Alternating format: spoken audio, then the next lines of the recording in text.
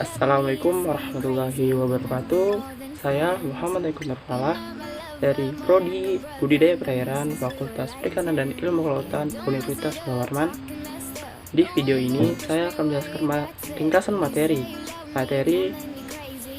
dari mata kuliah Fisiologi dan Tingkah Laku Ikan, yang materinya adalah organ pencernaan. Yang pertama yang kita bahas adalah fisiologi. Fisiologi adalah ilmu yang mempelajari tentang fungsi mekanisme dan cara kerja organ, jaringan, dan sel organisme. Dan sebelum kita ke organ pencernaannya, kita bahas dulu sel itu apa. Sel adalah unit terkecil yang ada di organisme, dari virus sampai manusia. Dan organ merupakan kumpulan dari banyak sel yang tidak sama yang bersama-sama digabungkan oleh struktur penyongkong intersel.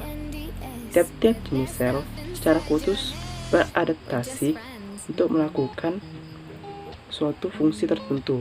Misalnya saja sel darah merah yang berfungsi untuk mengangkat oksigen atau mengangkut oksigen dari insang ikan menuju ke seluruh jaringan.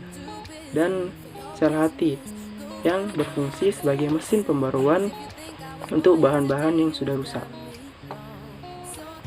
Adapun di dalam sel ada aktivitas. Yang pertama, sel itu memerlukan zat-zat tertentu untuk bisa melakukan aktivitas, sehingga ada zat-zat yang masuk ke dalam sel. Dan sampah-sampah metabolisme yang ada dalam sel harus keluar dari sel itu. Nah, jadi apa itu difusi, osmosis, transport aktif, endositosis, dan eksositosis? Nah, dari pergerakan dari zat-zat tersebut atau transportasi zat-zat tersebut dibagi menjadi dua, yaitu transport aktif dan transport pasif. Yang pertama, transport aktif itu berlangsung melalui proses transport aktif, eksositosis, dan endositosis. Kemudian untuk transport pasifnya itu berlangsung dengan cara proses difusi dan proses osmosis. Dari transport pasifnya yaitu difusi. Apa itu difusi? Difusi merupakan perpindahan molekul-molekul suatu zat dari konsentrasi yang tinggi menuju konsentrasi yang rendah. Dan difusi ini dapat melalui dan tidak melalui membran. Dalam tingkatan sel, difusi dapat diartikan perpindahan molekul sel dari konsentrasi molekul tinggi menuju ke konsentrasi molekul yang rendah. Dalam tingkatan sel, difusi dapat diartikan perpindahan molekul sel dari konsentrasi molekul tinggi menuju ke konsentrasi molekul yang rendah. Kemudian yang osmosis. Osmosis adalah perpindahan molekul air dari konsentrasi air yang tinggi menuju ke konsentrasi air yang rendah melalui membran semi permeabel. Dan dapat disingkat bahwa osmosis adalah difusi molekul air melalui membran semi permeabel. Setelah kita bahas transportasi pasif, sekarang kita bahas transportasi aktif. Di dalamnya ada transport aktif yang terjadi apabila sel secara aktif memindahkan zat-zat melalui membran sel dengan menggunakan energi. Nah, transport aktif ini dilakukan untuk memindahkan zat dari konsentrasi rendah menuju ke konsentrasi yang tinggi. Selanjutnya, eksositosis merupakan mekanisme transport molekul keluar dari sel dengan cara membentuk vesikula. Eksositosis ini terjadi akibat ukuran molekul terlalu besar sehingga tidak bisa keluar menggunakan cara transport aktif. Selanjutnya, endositosis merupakan mekanisme masuknya molekul ke dalam sel dengan bantuan vesikula. Mekanismenya adalah sel akan membuat vesikula dengan cara menjulurkan bagian luarnya mengurungi molekul atau zat yang masuk, kemudian menariknya masuk dan menekannya sehingga masuk ke dalam sel. Setelah kita bahas yang sel, sekarang kita bahas yang ikan. Ikan sebagai hewan air berbeda fisiologinya dengan hewan-hewan yang ada di darat karena mengikuti kondisi lingkungannya. Ikan bernapas menggunakan oksigen yang terlarut dalam air, dan oksigen yang terlarut di dalam air itu hanya 5%, sehingga memaksa ikan-ikan untuk memompa air menuju ke permukaan insangnya agar dapat mengambil oksigen tersebut. Dan ikan juga harus melakukan osmoregulasi agar bertahan hidup, yakni menjaga kondisi cairan di dalam tubuhnya agar seimbang dengan kondisi yang ada di lingkungan. Dan ikan merupakan hewan yang bersifat poikilotermal, yang berarti suhu tubuhnya mengikuti suhu lingkungan pencernaan. Hewan dikategorikan berdasarkan dominan yang dimakan menjadi 5. Yang pertama karnivora, yakni hewan yang dominan memakan daging atau hewan. Yang kedua, herbivora, hewan yang dominan memakan tumbuhan. Yang ketiga, omnivora, hewan yang memakan variasi dari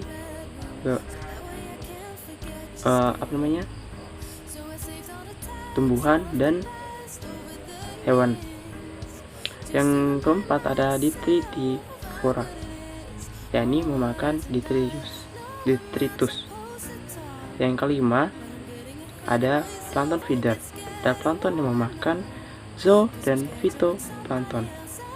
Proses makanan terbagi menjadi 5 proses. Yang pertama ingestion atau proses penelanan. Yang kedua proses ingestion yang berarti proses pencernaan.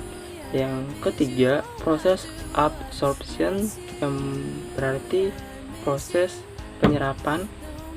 Yang keempat proses transportation, yaitu proses pengangkutan. Dan yang terakhir ada proses metabolisme, pembuangan zat-zat yang diperlukan. Alat pencernaan itu biasanya tergantung dari bentuk tubuh ikannya, kebiasaan makan ikannya, kebiasaan memakan ikannya, dan umur ikannya.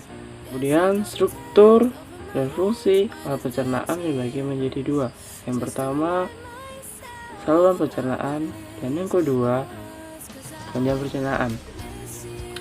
Di saluran pencernaan ada mulut, rongga mulut, ada paring, ada esofagus, ada lambung, ada pylorus, usus, rektum, dan anus. Mulut adalah proses awal terjadinya proses pencernaan itu. Mulut merupakan tempat masuknya makanan. Mulut dalam ikan itu bervariasi tergantung kebiasaan makan ikan itu, dan bukaan ikan mulut juga tergantung pada jenis makan yang dimakannya. Jika makanan yang dia makan kecil, maka bukaan mulutnya kecil, sedangkan dan sebaliknya itu. Posisi mulut di ikan itu bervariasi, ada 4 variasi atau ada 4 posisi. Yang pertama ada terminal, yaitu posisi mulut yang berada di ujung hidung, contohnya ikan emas. Yang kedua ada subterminal, yaitu mulut yang berada di dekat ujung hidung, contohnya ikan kuro.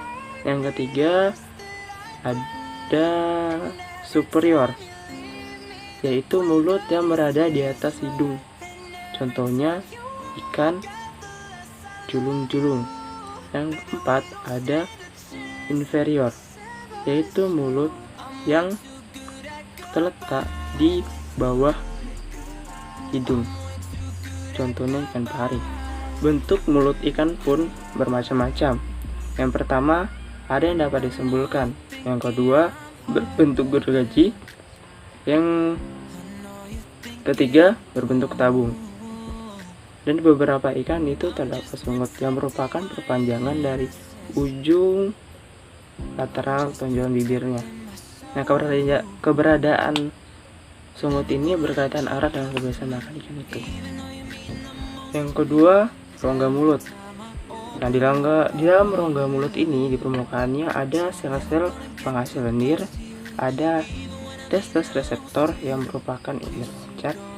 Kemudian di dalamnya terdapat gigi yang untuk menghancurkan makanan. Dan di langit-langit rongga mulut terdapat organ palatin yang berfungsi untuk mengatur kelebihan dan memompa air. Beberapa jenis gigi berdasarkan posisinya.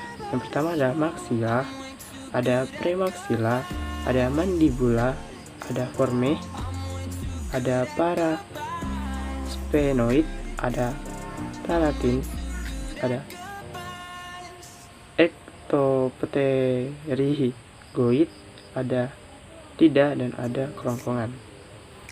Beberapa bentuk gigi ada cuneiform, yaitu memotong, ada molariform, yaitu mengerus, ada filiform, dan cardiform, yaitu merobek.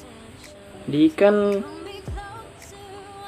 herbivora terdapat gigi walaupun ukuran dan jumlahnya itu tidak berarti. Dan ikan herbivora menggunakan tapis insangnya untuk menyaring fitoplankton. Sedangkan di hewan karnivora terdapat gigi yang berfungsi sebagai alat untuk menangkap dan merobek-robek mangsanya. Kemudian yang ketiga, pharynx. Di bagian kanan kirinya ada segmen faring, tempat insang itu, atau tapis insang, dan tempat terjadinya penyaringan makanan di faring ini. Gigi faring berfungsi untuk merobek dan mengurus bahan tumbuhan dan gastropoda. Kadang masih terdapat organ pengecat di faring ini. Yang keempat, oesophagus. Di oesophagus ini mengandung lendir untuk membantu proses penahanan. Pada ikan laut, oesophagus berperan dalam penyerapan garam melalui difusi pasit, sehingga konsentrasi air laut menurun, sehingga memudahkan penyerapan air di usus dan rektum. Nah, panjang oesophagus ini tergantung dari bentuk tubuh ikan. Untuk ikan yang tidak memiliki lambung, maka oesophagusnya akan berbatasan langsung dengan usus depan. Sedangkan untuk ikan yang memiliki gelembung renang, dia memiliki saluran yang bernama pneumaticus, yang merupakan penghubung gelembung renang dan oesophagus. Segmen oesophagus ini terdiri dari 4 lapis. Yang pertama ada lapisan mukosa, yang kedua ada lapisan submukosa, yang ketiga lapisan otot, yang keempat lapisan cercus, dan terdapat villi yang merupakan lapisan permukaan yang menonjol di dalam oesophagus ini. Yang kelima, lambung. Lambung ini berfungsi sebagai penyimpanan makanan, dan kapasitas lambung itu bervariasi tergantung bentuk ikannya. Di ikan herbivora itu terdapat gizzard yang berfungsi untuk menguruskan makanan. Berdasarkan anatomi, bentuk lambung ikan dibagi menjadi 3, yaitu ada bentuk memanjang, ada bentuk sifon, dan lambung kaika. Yang keenam, pyrrhus. Pyrrhus merupakan segmen yang berada di antara lambung dan usus depan.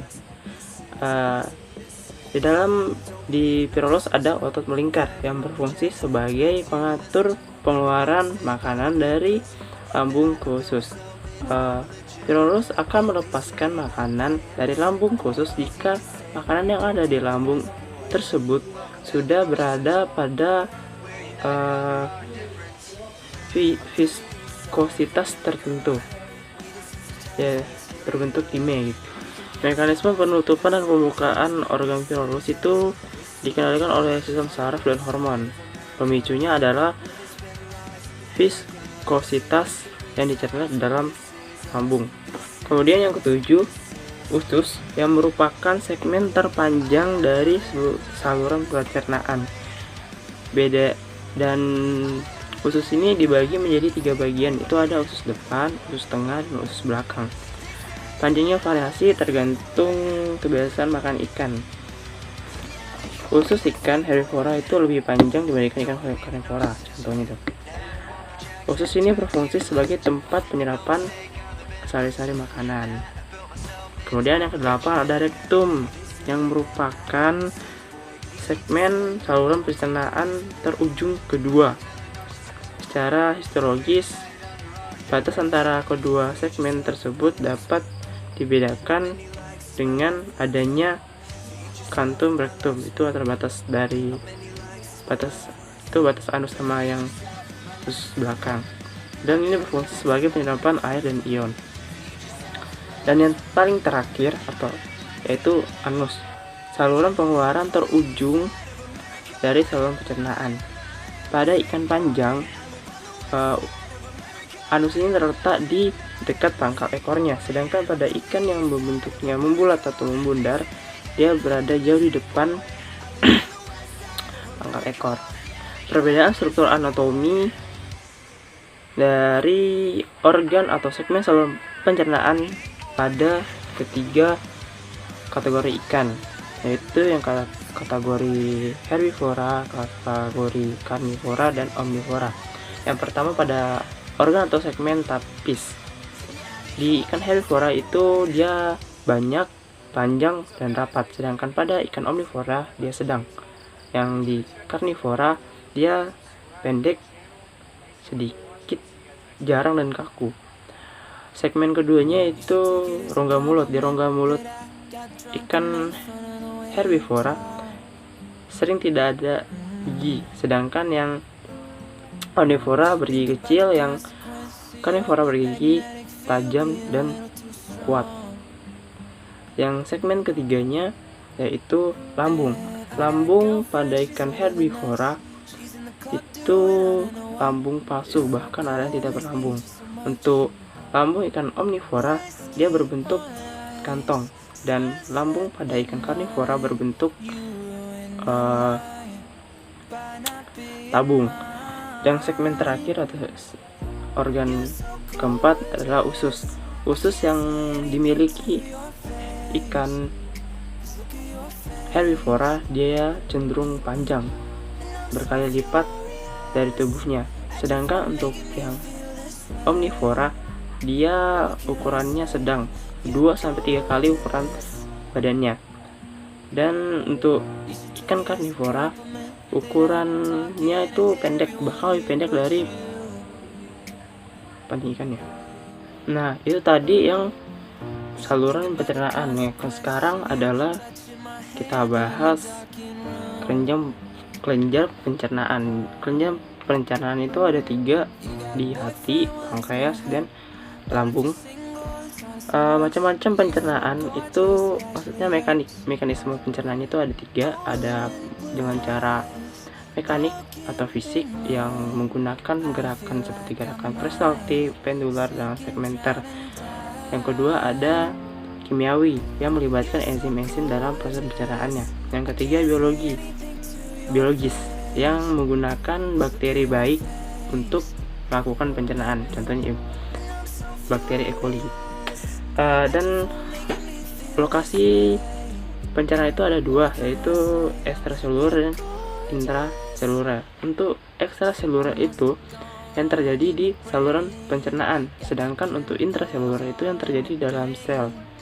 Nanti akan dari ekstraseluler dicerna, kemudian diserap masuk ke proses intraseluler. Dalam pencernaan itu ada mekanisme pencernaan yang fisik. Pergerakan makanan pada saluran pencernaan antara lain ada gerakan peristaltik, ada gerakan segmentasi. Pergerakan makanan pada saluran cerna dapat diamati dengan mengukur laju pencernaan atau pengosongan isi lambung. Nah, waktu yang dibutuhkan untuk pengosongan lambung itu tergantung pada jumlah pakan yang dimakan, tipe atau struktur pakan yang dimakan, apakah dia kasar, lembut, kemudian ada suhu lingkungan, dimana suhu itu juga terubah. Suhu itu mempengaruhi. Kemudian pada mekanisme kimia itu terjadi di lambung dan usus. Di lambung itu cairan disektif dimulai dihasilkan, dan di usus proses penyempurnaan penyerapan makanan itu penyerapannya. Enzim adalah katasilator biologis dalam reaksi kimia dalam kehidupan. Bahan dasar enzim adalah protein. Disintesis di dalam sel, proteinnya dikeluarkan melalui proses eksositosis tadi. Tadi kan sudah dijelaskan kayak mana itu proses eksositosisnya. Kemudian fungsi enzim apa? Itu mengubah laju reaksi sehingga dapat mempercepat reaksi yang diperlihatkan, dapat dijadikan ukuran keaktivitasan enzim. Kemudian itu aktivitas enzim dapat dinyatakan dalam bentuk satu unit enzim. Suatu unit enzim adalah jumlah enzim yang mengkatalis proses transformasi 1 mikromol substrat dalam waktu 1 menit pada suhu 25 derajat Celcius di pH normal.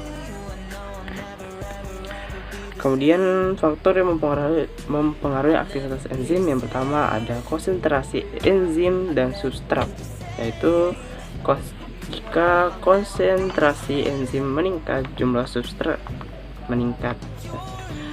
Kemudian yang kedua ada suhu. Kecepatan reaksi enzim itu sangat berpengaruh pada suhu juga. Jika meningkat suhu, maka kerja enzim akan meningkat, dan pada suhu 40 derajat Celcius enzim tidak bisa lagi bekerja, dia akan berhenti. Yang ketiga ada pH. Kebanyakan enzim itu memiliki pH optimum mendekati netral, itu dekatnya netral, di pH 7 dia bekerja dengan baik. Kemudian inhibitor adalah senyawa yang menyebabkan terhambatnya aktivitas enzim, itu yang mempengaruhi di enzim ini. Dan inhibitor itu ada dua, yaitu yang kompetitif dan non kompetitif. Dan cara kerja enzim ini ada dua, yaitu teori key and loop dan teori induced fit.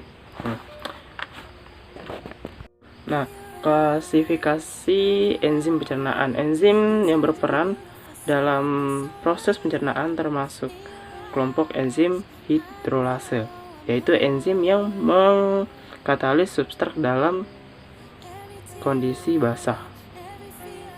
Enzim hidrolase itu terdiri atas 3, yaitu enzim yang mengurai ikatan peptida. Ada 1, 2, 3. Yang pertama ada aminopeptida amino asid, yaitu aminopeptidase. Yang kedua ada karboksipeptidase atau A-karboksipeptidoamino asid hidrolase. Yang ketiga ada peptidopeptidase hidrolase atau tripsin. Yang kedua ada enzim yang mengurai ikatan ester. Yang pertama ada karboksil ester hidrolaksi atau lipase atau gliserol ester hidrolase. Yang kedua ada fosfodiesterase atau ribonuklease atau disoksiribonuklease dan desoksibonukleat 3. Yang ketiga ada fosfomonoesterase atau fosfatase alkalin. Yang ketiga ada enzim yang mengurai osidik. Ini hanya ada satu, yaitu glukosidase. Selanjutnya yang kita bahas adalah pergerakan makanan pada saluran pencernaan, yang itu ada terdiri dari 3, yaitu pengambilan, penjepitan, dan penelangan. Yang pertama itu pengambilan. Faktor-faktor yang merangsang ikan untuk makan itu ada 2, faktor dari luar dan dari dalam. Yang pertama dari dalam itu ada rasa lapar. Rasa lapar itu timbul dari penurunan kadar metabolit darah yang karenanya lagi digunakan dalam proses metabolisme sel dan adanya rongga yang kosong di lambung. Dan dari luarnya adalah adanya rangsangan untuk dimakan yang diterima dari organ penerima seperti kemoreseptor, organ olfaktori, penglihatan, dan sistem garis rusuk, dan lain-lain. Nah, berdasarkan cara makannya, ikan dikelompokkan dalam berapa ya? Ada 5. Ada predator, ada grazer, filter feeder, sucker, dan parasit. Predator itu yang memangsa ikan lain, sedangkan kalau grazer itu yang memakan tumbuhan. Kalau filter feeder adalah hewan yang menyaring air untuk mendapatkan makanan. Sucker dan parasit yang menghisap cairan tubuh hewan lain. Proses mendapatkan makanan ikan dibagi juga menjadi beberapa. Yang pertama ada sensing, menggunakan penglihatan, penciuman, pendengaran, dan getaran. Yang kedua ada detection, mendeteksi dan mengidentifikasi jenis makanan dari bentuk, warna, bau, dan pergerakan. Mendeteksi berdasarkan pada memori yang ada di sistem saraf mereka, ikan dia. Pemburuan, mengikuti mangsanya dengan secara hati-hati. Ya, kemudian ada food intake, menangkap pangsa menggunakan ukuran mulut, struktur gigi, dan daya hisap rongga mulut. Dan serta kecepatan tenangnya. Itu sangat menentukan caranya dia mengambil makanan. Kemudian ada seleksi ukuran rasa. Ukuran mangsa, yaitu ukuran mangsa yang besar akan dibentangkan atau dipikir makanannya yang ideal untuk dikonsumsi. Ukuran idealnya itu adalah 30-50% ukuran bukaan mulutnya. Pencabikan makanan. Nah, pencabikan makanan ini proses untuk menghancurkan makanan agar mudah ditelan oleh ikan. Penahan makanan itu adalah proses makanan didorong dari esofagus ke lambung dengan gerakan atau kontraksi otot pada saluran pencernaan itu. Dan di saluran pencernaan memiliki 2 lapisan otot, yaitu lapisan memanjang dan lapisan melingkar. Dan gerakannya ada gerakan peristaltik, yaitu bentuk aktivitas otot yang paling khas dalam pengosongan isi lambung. Yang kedua ada gerakan segmentasi, gerakan ritme yang terjadi di usus. Yang ketiga ada gerakan pendulum, yaitu gerakan mondar-mandir pada lekukan saluran pencernaan dan menekan makanan dari satu ujung ke ujung lekukan yang lain sehingga suatu pencampuran makanan dapat terjadi. Proses penyerapan makanan itu awalnya dari makanan yang dimakan terus masuk ke saluran pencernaan. Setelah itu terjadi proses pencernaan fisik, proses pencernaan kimia, dan biologi. Kemudian sehingga makanan itu menjadi senyawa yang lebih sederhana dan diserap masuk ke dalam sistem peredaran darah dan